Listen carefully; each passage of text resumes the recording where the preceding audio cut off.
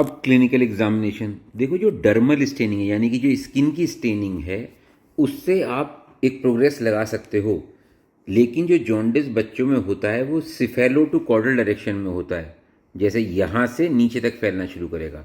अगर किसी बच्चे को हाथों में और पाम्स में, हैंड और पाम में जॉन्डिस है, तो उसका अंदर उसको सीरियस जॉन्डिस हो गया, काफ़ी ज़्यादा हो चुका है। ठीक है जी। अब इसको देखें कैसे। पहले देखो स्किन देखो, फोरहेड की देखो, फिर चेस्ट की देखो, एब्डोमेन की देखो, थाइस की देखो।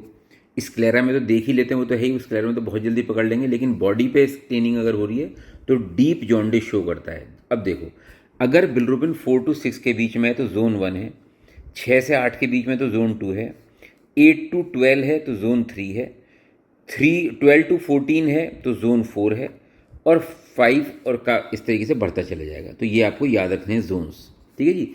Yellow staining of palms and soles is a danger sign, requires urgent serum bilirubin estimation further management.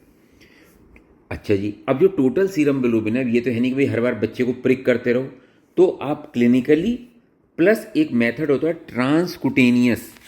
ये होता है एक जैसे थर्मामीटर नापने का इंस्ट्रूमेंट होता है ना, माथे पे लगाते हो टेम्परेचर, ऐसी पेट पे लगाओगे तो बिलिरुबिन का मेजर आ जाता है। इसको हम बोलते हैं ट्रांसकुटेनियस बिलिरुबिनोमीटरी। ये एक इंस्ट्रूमेंट होता है, बिल्कुल जो टेम्परेचर नापने वाली गन होती हैं उनकी तरह का ही होता है ये।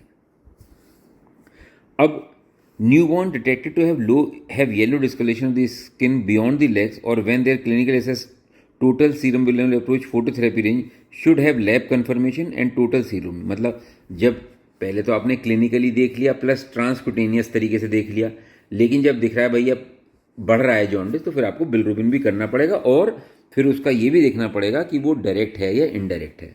अब कॉजेज़ क्या क्या है, देखो सबसे इंपॉर्टेंट कॉजेज़ तो हीमोलिटिक एनीमिया है, RH या ABO incompatibility, G6P deficiency, thalassaemia, spherocytosis. Non haemolytic causes में ब्रेस्ट मिल्क जॉन्डिस हो सकता है, इनएडिक्वेट फीडिंग जिसको ब्रेस्ट फीडिंग जॉन्डिस बोलते हैं, पॉलीसाइथीमिया, ये सब हो सकते हैं। अब कुछ टाइमिंग से भी होते हैं कि within 24 hour, 24 to 72 hours, after 72 hours अगर जॉन्डिस डेवलप हो रहा है। लेकिन ये बड़े इंटरचेंज होते हैं, ऐसा नहीं है कि इसके कॉजेज इधर नहीं आ सकते, इसके कॉजेज इधर नहीं आ सकते। विद इन 24 आवर्स जो होगा वो जॉन्डिस हमेशा पैथोलॉजिकल होगा।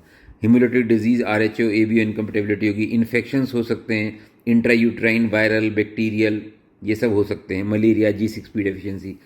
फ्रॉम 24 to 72 आवर्स फिजियोलॉजिकल हो सकता है, सेप्सिस, पॉलीसाइथीमिया, सिफेल हिमेटोमा, बच्चे के